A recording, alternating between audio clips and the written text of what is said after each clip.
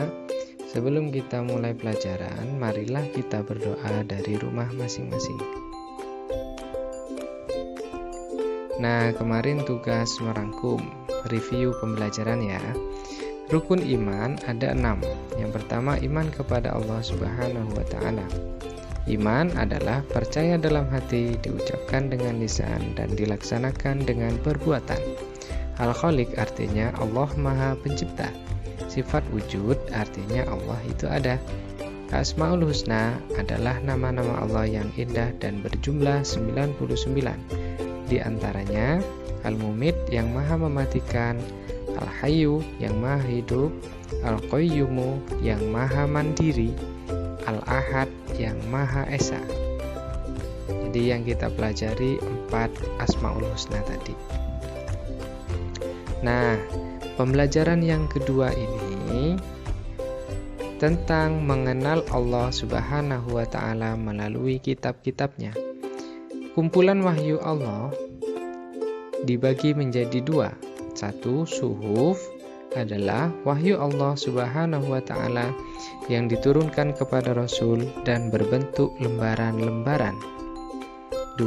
Kitab adalah wahyu Allah yang diturunkan kepada Rasul sebagai pedoman hidup yang dibukukan.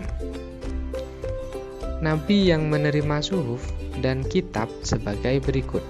Suhuf, Nabi Adam alaihissalam, Nabi Sis alaihissalam, Nabi Idris alaihissalam, Nabi Ibrahim alaihissalam, dan Nabi Musa alaihissalam.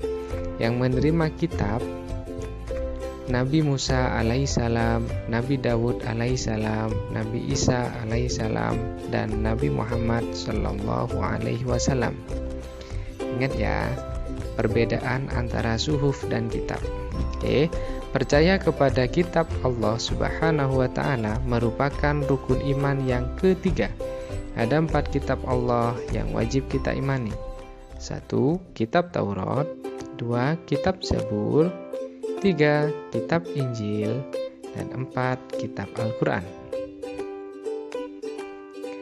Nah, yang pertama, kitab Taurat diturunkan kepada Nabi Musa alaihissalam sebagai pedoman hidup bangsa Israel kurang lebih pada abad 12 SM sebelum Masehi dan menggunakan bahasa Ibrani.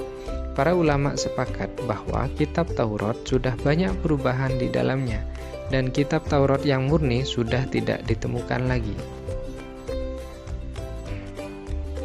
Yang kedua, kitab Zabur diwahyukan kepada Nabi Dawud alaihissalam sebagai pedoman bagi bangsa Israel pada abad sebelum SM sebelum Masehi di tanah Kan'an.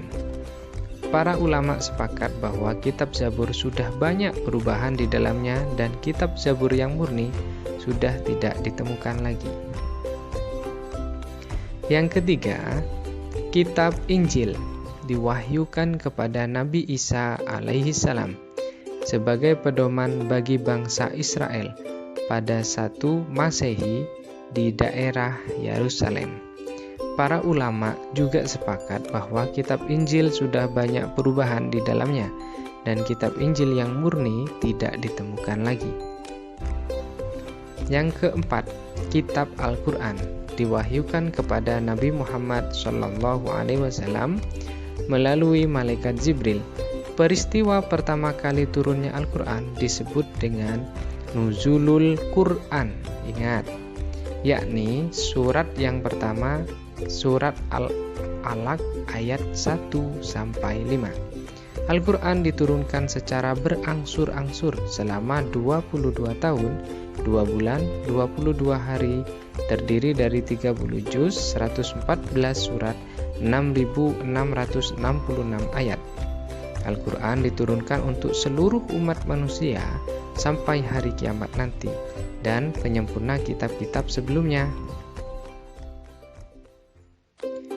Nah, tugas hari ini kalian di rumah masing-masing ya, tulislah isi kandungan kitab Taurat, Zabur, dan Injil serta Al-Quran. Ditulis dalam satu kertas, kemudian difoto dan kirim pada link yang sudah di-share di grup WhatsApp. Kalian cari isi kandungannya di LKS. Sudah dulu ya anak-anak, sampai jumpa minggu depan. Jangan lupa berdoa dari rumah masing-masing ya. Saya akhiri. Assalamualaikum warahmatullahi wabarakatuh.